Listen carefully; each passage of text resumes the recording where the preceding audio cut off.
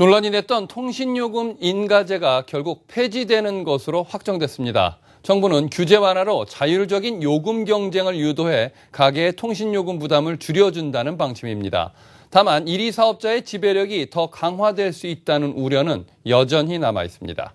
지수희 기자입니다. 지난달 출시돼 한 달 반 만에 350만 명의 가입자를 모집한 데이터 중심 요금제.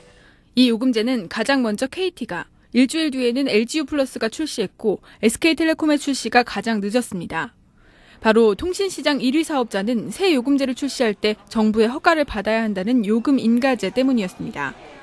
그러나 24년 동안 시행된 이 제도는 이제 폐지 수순을 밟게 됐습니다.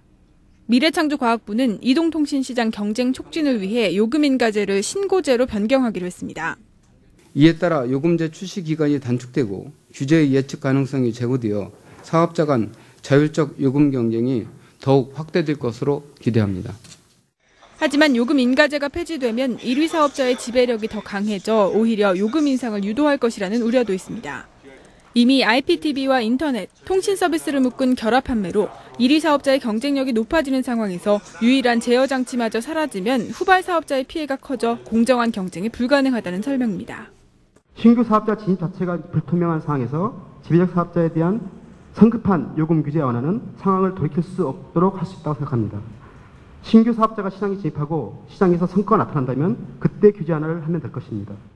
이에 대해 정부는 부작용이 나타날 경우 한 달 내에 보완을 요구하거나 효력 발생을 유보할 수 있는 제도가 있어 문제가 없다는 입장입니다. 정부는 인가제 폐지를 위해 다음 달부터 입법 절차를 진행할 예정입니다.